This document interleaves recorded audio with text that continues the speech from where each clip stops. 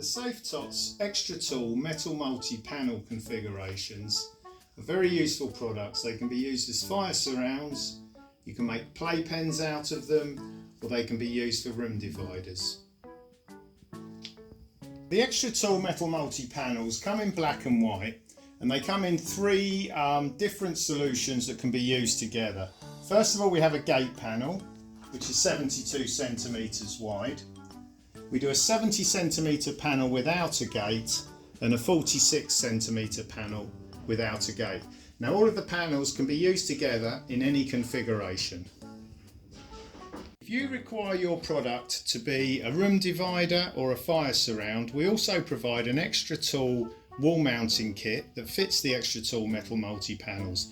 This enables you to secure each end of your configuration to the wall. Once you've decided on the configuration and where you want to fit it in your house, we then have to secure the wall mounting kit to the wall.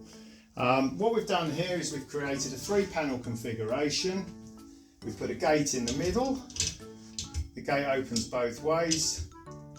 And then we've decided we're going to secure our configuration to the wall on this side and also the wall on this side. Laid out on each side are the parts of the Extra Tool metal multi-panel wall mounting kit. We've laid them out on the 2 different sides so you can see which ones are required at each end. Now you'll notice at one end of the configuration you'll see that the top has a cone piece.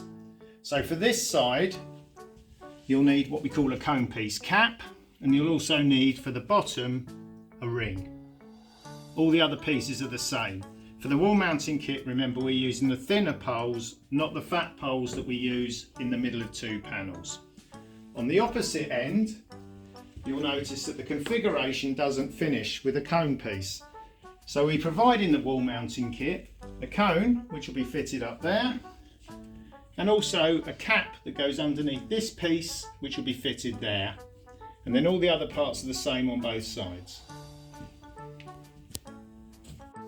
To fit the wall mounting kit, the first thing we do is we take the ring cap and we drop it in here, and then we take the round cap, which is going to go on the top to make a nice finish on the top of the configuration on the cone end. We then take the pole and we slot through the pole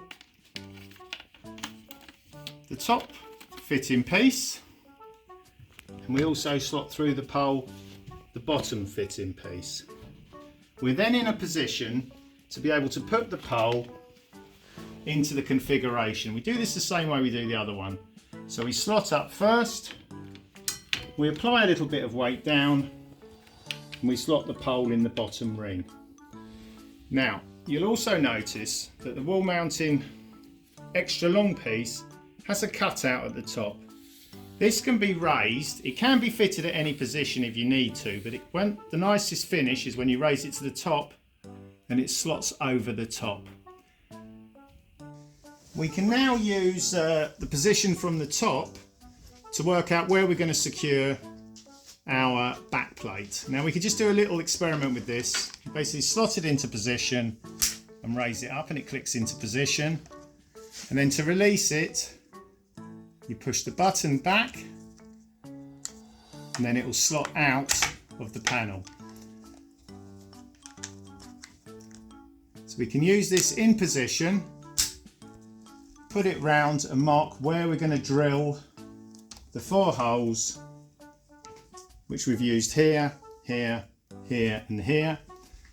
And for purposes of demonstration we already have our back plate on there, but we've screwed into position to hold it into position.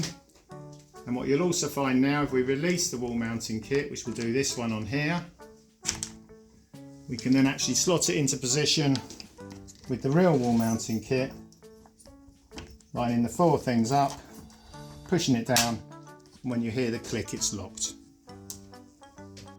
With the Extra Tool wall mounting kit we also include an additional bottom bracket which really secures the configuration in place. Very simple. This slots into here and you'll find a nut and a bolt. So obviously the nut goes in this side, the bolt coming through this side, and you secure this into position using a Phillips screwdriver on this end. Once the two pieces are secured together here, we then have a back plate on this side. So the back plate works very similarly. So once it's in position, you drop it in there and then click it into position. And to release it, you'd hold it, the button at the back, and just raise it out of position. We've then used this to put a marker on the wall, and we've secured the back plate with the two screws provided. Once the back plate is attached to the wall, you simply turn it around, put it into position and lock it in there, and your configuration is really secure and should not move from its wall position. We then repeat this process on the other side of the wall, exactly the same. The only difference is that we'll be putting the cone position in first and the bottom cap under there, just to give it a nice finish, and then repeat the process that we did on the other side.